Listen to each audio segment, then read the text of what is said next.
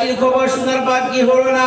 আলী বলে ইয়া রাসূলুল্লাহ আমি কি কালকে মধ্যে দিন আপনার সাথে দেখা হবে? নবী বলে আল্লাহি তাআলাই আমি আল্লাহর কসম যে ওই আলী তুমি কোনো ভয় করো না রে আলী, তুমি যদি মারা যাও কাল কিয়ামতের দিন আমি নবী মুহাম্মদ রাসূলুল্লাহর সাথে তোমার দেখা হয়ে যাবে। সুবহানাল্লাহ। এবার আস্তে আস্তে আবু বকর ঘরে চলে গেলেন। রাত্রের বেলাকে ডাক দিছে আবা। আবা শব্দ যখন বললো বক্কর, আবা বক্করার কট লাগছে না, আবা শব্দ কইতেই নবীজি করে দরজা খুলে দিল। আবু বকর দরজা খুলে দিল। নবী প্রশ্ন করে আবু বকর রাত্রের বেলা জিবরাইল আসলো, আমাকে বললো মক্কার মানুষগুলি আমি নিজেও দেখে আসলাম তারা তো ওরা নিয়ে ধারাইছে আমাকে মারবে, ওই থেকে হিজরতের হুকুম হয়ে গেছে, চলো তোমাকে নিয়ে মদিনায় যেতে লাগে। আবার প্রশ্ন করে হে আবু বকর একটা ডাকের সাথে ইশারা কেমনে দিলা? আবু বকর বলে ইয়া রাসূলুল্লাহ ইয়া হাবিবাল্লাহ হুজুর কিছুদিন আগে আপনি আযান আমাকে দিয়েছিলেন, কোন দিন নাকি মদিনায় যাওয়া লাগে সেই দিন থেকে আমি আবু বকর আজ পর্যন্ত বিছানার সাথে পিঠ লাগাই ঘুমাই নাই আমি চিন্তা করছি না জানি কোন দিন রাতে নবীজি আয়েশা আবু বকর করে ডাকে না কি করে, আমি যদি উঠতে দেরি হয়ে যায় নবীর সাথে বেয়াদবি হবে হুজুর, এই জন্য আমি আবু বকর আজ পর্যন্ত এই অপেক্ষায় বিছানার সাথে ঘুমাই না, সারা রাত দরজার সাথে পিঠ লাগায়া খারাপ হয়ে ঘুমাইছি। ইয়া রাসূলুল্লাহ বের হয়ে গেলেন মদিনায়। বাবা পাহাড় কারে সুমুর একটা উঁচা পাহাড়, বাবা যুবকরা উঠতে পারে না, এত উঁচা পাহাড়ে উঠলেন। নবীজির শরীরটা দুর্বল হয়ে গেছে, উঠতে পারে না। আবু বকর বলে হুজুর আমি বসে গেলাম আমার কাঁধে, আপনি উঠেন, আপনাকে নিয়ে আমি গাড়ি চড়ে উঠবো। নবী বলে আবু বকর রে না না তুমি আমাকে নিয়ে উঠতে পারবে না। আবু বকর বলে না হুজুর আপনি আমার কাঁধে উঠেন। নবী যখন কিতাবে লেখছে নবী যখন আবু বকর কাঁধে বসলো, আবু বকর মাটির সাথে মিশে গেছে, ওনার শক্তি হলো না।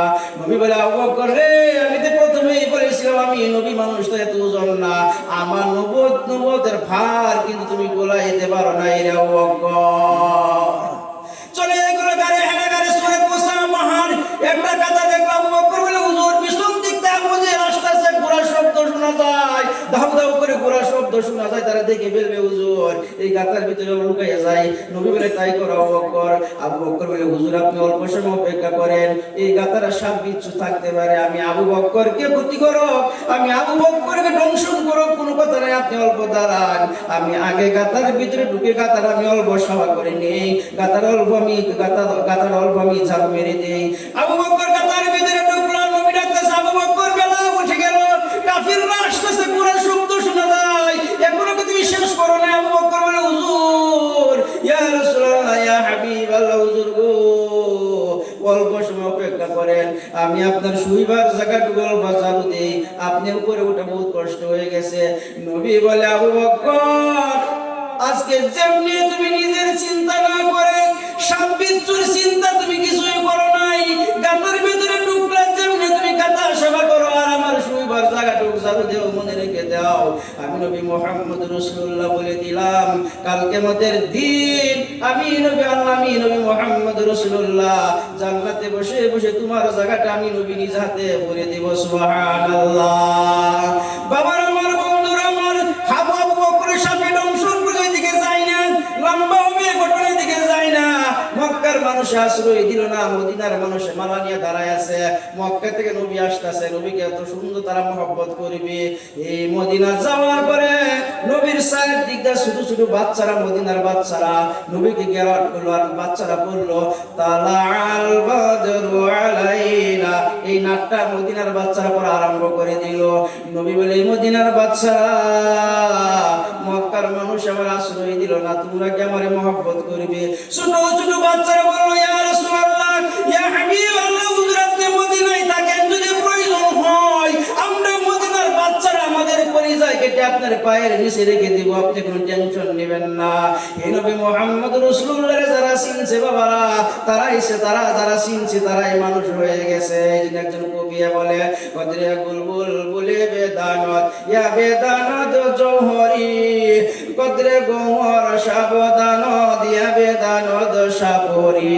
এটার বাংলা অর্থ হইছে ফুলের সৌরভ ভালোবাসে বুলবুলিয়া রাস করি, মণি মুক্তার কদর জানে রাজ রাজায়ার জৌহরি, জৌহরি লগে জবর সিনে বমরাই সিনে মধু বমরাই কি বসে কব রং দেখি আর শুধু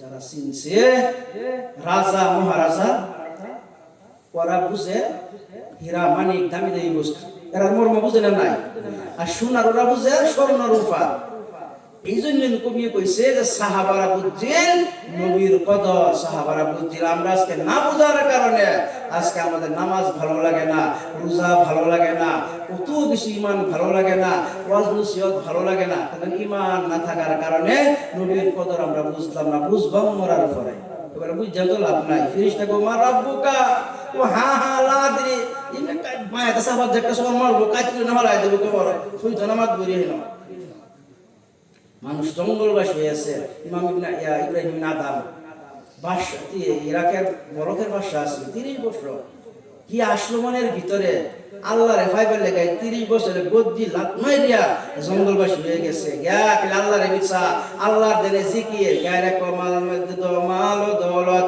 কোন পুরুষ তারা হালান মানফানায়ে মুলকে জাওলা মুলকে মানফানায়ে মুলকে মাওলা জুল জালাল লা ইলাহা ইল্লাল্লাহ লা ইলাহা ইল্লাল্লাহ লা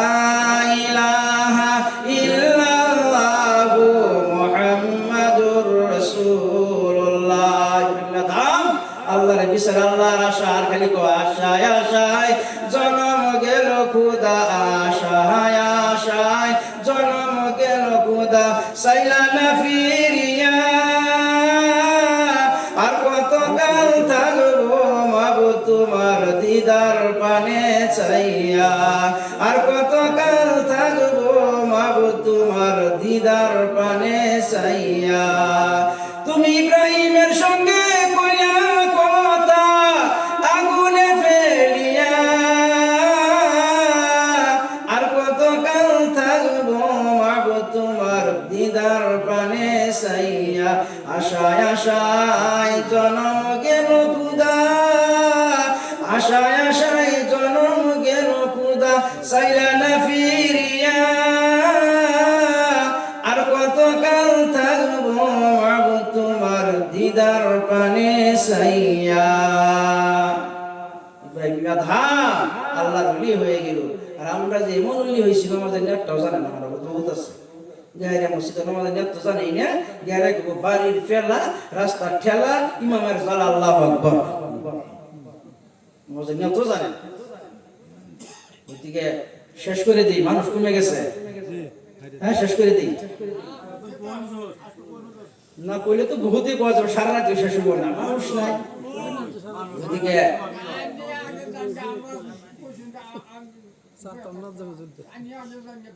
ওদিকে হে ইব্রাহিম আদম আল্লাহ বলি হয়ে গেল আল্লাহর যারা বেজলিগে আরেকজন আরেকটা গান আছে আপনার কবি রাজা গান গাইছে আল্লাহর ওলিরা মানুষ যদি কবরের আযাব দেখিত গরবারি সারিয়া জংলায় থাকিত মানুষ যদি কবরের আযাব দেখিত গরবারি সারিয়া জংলায় থাকিত ঠিক কিনা যদি আযাব দেখতো কবরের মানুষে কের বাড়ি কের ঘর কের গাড়ি কের বাড়ি বাপরে 30 বছর বাদশা ছিল ইব্রাহিম আদম আর 5 বছরের মেম্বার হইয়া সালামের জব দেনা মাথা লাগা সময় নেই সালামের জব দেওয়ার পড়তে ডাকলে পারো না বাদশা ইবাদতে আইছে ইব্রাহিম আদম বলকের মধ্যে 12 বাজছে চাউলের দাম 180 কাঁচামরিচের দাম 80 দাম বেড়ে গেছে বলকের মানুষে কো না এই বাদশাতে আমরা কাম হবে না ইব্রাহিমকে তালাশ কর ইব্রাহিম জান বুড়া বুজিরা বুড়া বুড়া লয়া দিসানিত লাগ জিগা দিয়া জঙ্গলাত একজন ওলির সাথে বইয়া জিকির করে আর আলাজিয়ালে বাস পিনতো পোশাক বিকালে পিনছে না স্বর্ণের পালঙ্কে শুইতো স্বর্ণের গাড়িতে পানি খাইতো শৌখিন বাদশা ছিল এই ইব্রাহিম আদম এক বাড়ি থেকে একটা বুড়ি মা ছিল একটা শুই ধার করিয়া চাই না জুব্বা সেলাই করে বুঝিরা এক হাইরে হাই কি সর্বনাশ হুজুর আপনি অনেক জুব্বা সেলাই করুন এত তালি দিচ্ছেন জুব্বাই বারকের 12 বাজছে বলে কি অবস্থা খুব খারাপ। মানুষই বলছে আপনার লয়ে যাবে লেগে সিলেকশনে আপনি আবার পেছিতে নেবেন। ইব্রাহিম বলেন না না আবে জমজম। ইব্রাহিম কো আবে জমজম কুরদা বুদম আবে সুরা কয় করম আবে জমজম কুরদা বুদম আবে সুরা কয় করম পাদেশাই করদা বুদম পাশে বানি কয় কোনম। ইব্রাহিম বলে বুঝলে যাও তো আমি আর বাসাই করব না। আমি এখন জমজমের পানি খাই, আমি আর নুনা পানি আমি খাবো না। আমি আল্লাহর গোলামি করব, মানুষের গোলামি আর করব না। ইব্রাহিম বলে কি মধু খাওয়াইলি মোরে, কি আগুন জ্বলছে অন্তরে, আমার পাগল মনটা রই না ঘরে, আমার পাগল মনটা রই না ঘরে, কেমনে কয় সেই কাহিনী। আইরে সকল মোলার পাগল কলম কর নুরানি, আইরে সকল খুদার পাগল কলম কর নুরানি। বাগান আল্লাহর ওলিরা তারা আল্লাহর ফাইবার লেখা জঙ্গলবাসী হয়ে গেছে বাবারা। আল্লাহর নবী মুহাম্মদ রাসূলুল্লাহ সাল্লাল্লাহু আলাইহি সাল্লাম জানেন দুনিয়াত আসার পরে মক্কার মানুষ নবীর মক্কায় থাকতে দিল না, একমাত্র ক্লিনিক্যাল লা ইলাহা ইল্লাল্লাহ এই দাওয়াত পৌঁছানোর জন্য নবী আহ্বান করছে মানুষকে জান্নাতের দিকে, বালার দিকে।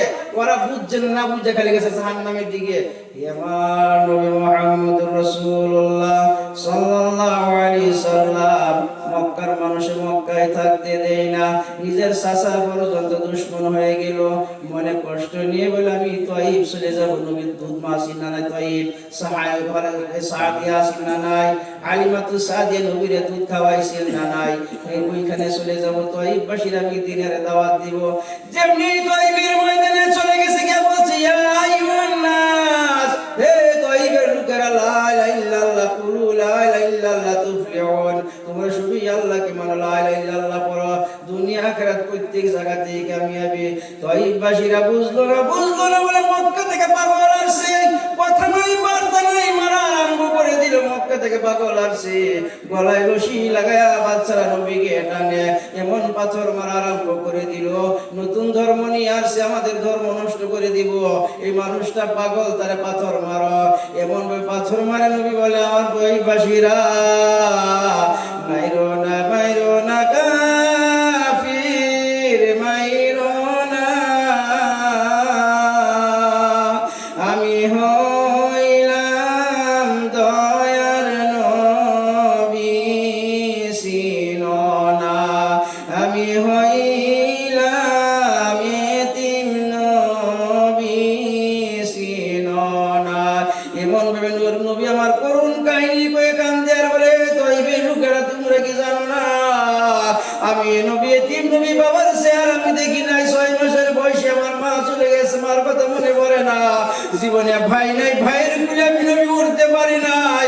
জীবনে বোন পাই নাই, বোনের কুলে আমি উঠতে পারি নাই। তোমরা কি জানো না আমি সত্য আল্লাহর পক্ষ থেকে, আমি আল্লাহর নবী, তোমাদেরকে আমি দাওয়াত দিতে এসেছি। তাইফবাসীরা মানলো না, নবী কেমন পাথর মারা আরম্ভ করে দিল। এই জয় নবীকে 3 বার খাড়া করছে, 3 বার ধাক্কা দিছে, নবী 3 বার বেহুশ হয়ে গেছে। লাশ পড়তে জিবরাইল ফেরেশতারা বলে আকাশের আল্লাহ তাইফে আমরাকে যেতে দেব, তোমার বন্ধুকে মেরে ফেলছে। যাইতে আল্লাহ বলে না না ফেরেশতারা আমি যেতে দেব না, আমার নবীকে আরো মারতে দেও। ফেরেশতারা বলে কেন আল্লাহ? বলে আমার নবী যত মারি খাইবে আমি আল্লাহ আমার নবীরে মারি খাওয়ায়া আমি আল্লাহ আমার উম্মতকে আমি মাফ করব। সুবহানাল্লাহ। নবী এমন জয়েদ ইবনে হারিস নবীর সাথে একজন সাহাবা, নবীর পালক পুত জয়েদ ইবনে হারিস নিজের শরীরে পাথরগুলি লয়, নবীকে পাথর মারে। জয়েদের মাথা পাও পর্যন্ত জখম হয়ে গেল, সারাটা শরীর কত বিকত হয়ে গেল, রক্ত রঞ্জিত হয়ে গেল। রে বাবার আমার বন্ধুরা আমার, নবীর মাথা নবীর রক্তগুলি পড়তে পাওয়ার নিচে মুসা ভিজে গেছে। আল্লাহ বলে জিবরাইল রে, নবীর পায়ের রক্ত যদি তাইফের জমিনে পড়ে যায় আমি আল্লাহ সহ্য করতে পারবো না, তাইফে ভূমিকম্প আরম্ভ হবে। ও জিবরাইল যাও যাও, নবীর রক্ত মাটিতে পড়তে দিও না, তৈবে পড়তে দিও না। আর আমি আল্লাহর ওয়াদা আছে নবীর সাথে, নবী যেই জায়গায় এই জায়গায় আমি গজব দিব না, নবী রহমত যেই জায়গায় এই জায়গায় আমি আল্লাহ গজব দিব না। এখন নবীর পায়ের রক্ত যদি তৈবে পড়ে যায়, ভূমিকম্প আরম্ভ হয়ে তৈব দেশ থাকবে না। জিবরাইল আল্লাহ রক্ত ফরা ফরা অবস্থা, মুসাব গেছে গাবার তলা, আমি সিদরাতুল মুনতাহা কই আর এই তয়িব কই কেমনে দিছি কি বাজাই করে আল্লাহ কই সেটা বুঝি না, যাও। জিবরাইল কই সেই দিন 3টা জায়গা, সেই দিন আমি 70,000 ফাঁকা ছাড়ছিলাম, এমন স্পিড দিলাম জিবরাইল কই প্রত্যেকটি ফাঁকার ঘুরে ঘুরে দাম বাড়িয়ে গেছে। আয়েশা রক্ত আর পড়তে দিল না, জিবরাইল হাজির। এদিকে সেই ওই মুহাম্মদ রাসূলুল্লাহ সাল্লাল্লাহু আলাইহি সাল্লাম তয়ফে উমার ফেলে রক্ত বাইর হয়ে গেল। আর আয়েশা বলেন, আমি নবী মুহাম্মদ রাসূলুল্লাহ আমি যখন গোসল করাতে গোসলখানায় নিয়ে গেলাম, গোসল করানোর পরে নবীর শরীরে যখন আমি তেলগুলি মালিশ করব, শরীরে বসন্ত বেমারের মতন চিহ্ন দেখা যায়। নবী বলে আয়েশা বলে, ইয়া রাসূলুল্লাহ ইয়া হাবিবাল্লাহ, হুজুর আপনার শরীরে কি বসন্ত বেমার ছিল নাকি ছোটবেলায়? না না নবী বলে, আয়েশা না না, আমার গায়ে কোনো বেমার হয় নাই, আমার গায়ে মাসে মাসে পর্যন্ত বসে না। বলে হুজুর আপনার চেহারা তো সুন্দর, পূর্ণিমার চাঁদের মতন চেহারা, আপনার শরীরে কালো কালো দাগ দেখা যায়, দেখতে ভালো লাগে না। হুজুর কিসের দাগ? নবী বলে, আয়েশা রে দুঃখের কথা তুমি মনে করে দিছো রে আয়েশা। ও আয়েশা, আমি যখন তাবলীগ নিয়ে তাইফে চলে গেলাম, তাইফবাসীরা বুঝলো না আমি নবীকে তারা এমন পাথর মারা আরম্ভ করে দিল আয়েশা, যেমন ভাবে বৃষ্টি আসে এমন ভাবে পাথর আসা আরম্ভ হয়ে গেল। আমি নবী পাথরের তলে পড়ে গেলাম রে আয়েশা। তারা আমার 3বার খাড়া করছে, 3বার ধাক্কা দিয়েছে, আমি 3বারে বেহুশ হয়ে গেছি রে আয়েশা। সেই শরীরের দাগগুলি আমার শরীরের আয়েশা কালো কালো দাগ হয়ে গেছে। আয়েশা বলে, ইয়া রাসূলুল্লাহ ইয়া হাবিবাল্লাহ, হুজুর গো আপনি যদি আল্লাহর কাছে দোয়া করেন শরীরের দাগগুলি মিলে যাইতো, কতই না ভালো লাগতো। এমন নবী বলছে বাবার আমার, বলে আয়েশা